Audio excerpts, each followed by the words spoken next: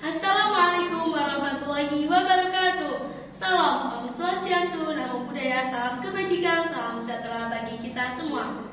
Halo teman-teman semua. Pepatah mengatakan tak kenal maka tak sayang. Maka saya akan memperkenalkan diri saya. Perkenalkan, nama saya Imratul Azizah dari PMR Wira Unit Man 4 Jombang. Di sini kita akan belajar bersama tentang materi kesehatan remaja, khususnya tumbuh kembang remaja. Tapi sebelumnya saya punya jargon, remaja sehat, generasi hebat, penerus bangsa.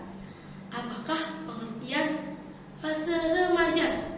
Fase remaja adalah fase perpindahan dari fase anak-anak ke fase remaja. Setiap makhluk hidup tumbuh semakin besar dan berkembang semakin matang menuju kedewasaan. Nah, ada beberapa perubahan yang menyertai tumbuh kembang remaja. Ada 3 perubahan. Perubahan yang pertama adalah perubahan anatomi atau bentuk tubuh.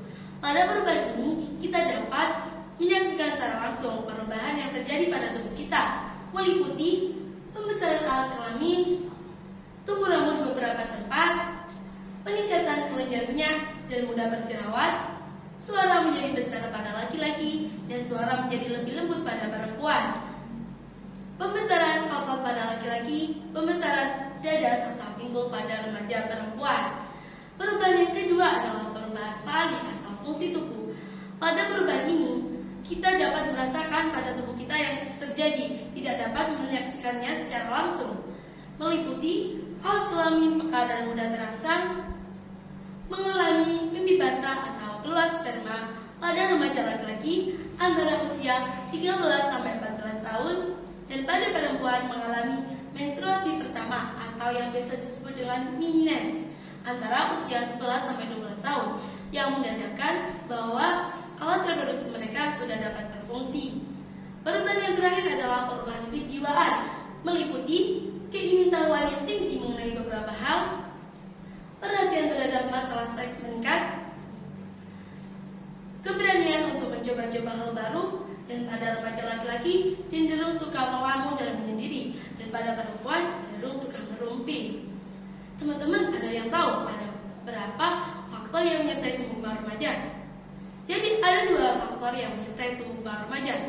Faktor yang pertama adalah faktor internal pembawaan, dan faktor yang kedua adalah faktor eksternal, meliputi kesehatan, gizi, lingkungan teman sebaya, sekolah maupun masyarakat, dan yang terakhir adalah sosial media. Teman-teman, ada dampak negatif atau resiko yang menyertai tumbuh kembang remaja, meliputi rasa rendah diri yang berlebihan. Yang kedua, kesulitan menyesuaikan diri terhadap nilai serta pergaulan. Kedua resiko tersebut menyebabkan seorang remaja melampiaskannya dalam 2 hal, yaitu benci terhadap lingkungan, putus asa, mengurung diri, dan berperilaku kurang normal, seperti merokok dan seks pranikah.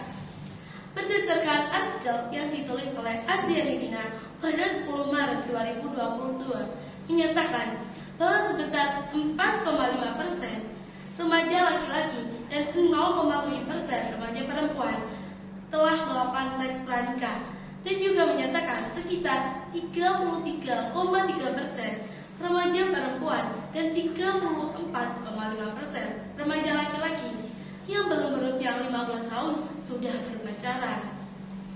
Dan juga data dari kompas.com tahun 2022 menyatakan bahwa negara Indonesia menduduki peringkat kedua di ASEAN dan ke-8 di dunia mengenai masalah pernikahan dini.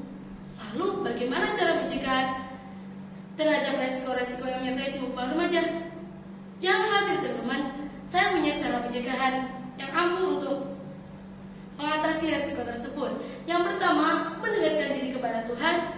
Yang kedua, menyalurkan potensi kepada hal-hal yang positif seperti bergabung organisasi. Yang ketiga, pengendalian diri yang kuat serta mengembangkan rasa percaya diri. Dan yang terakhir, memilih dan memilah konten media sosial yang kita saksikan.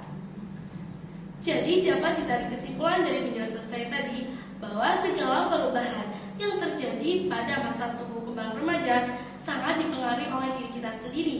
Jadi yang terpenting adalah mengembangkan sikap percaya diri dan pengendalian diri yang kuat. Peran kita sebagai peraya, pendidik remaja sebaya. Yang pertama adalah menjadi konselor bagi teman sebaya dan memberikan wadah bagi mereka menceritakan masalah yang terjadi dan memberikan solusinya. Yang kedua, memberikan penyuluhan tentang tumbuh kembang remaja, resiko dan cara pencegahannya. Dan yang ketiga, menjadi panutan baik dalam sikap maupun perilaku. Pesan dari saya yang terakhir adalah, sebagai remaja yang hebat adalah remaja yang pintar dalam memilih, membuat, dan menggunakan media sosial. Jalan-jalan ke Santera, tidak lupa membeli baju. Sekian dari saya. Wassalamualaikum warahmatullahi wabarakatuh.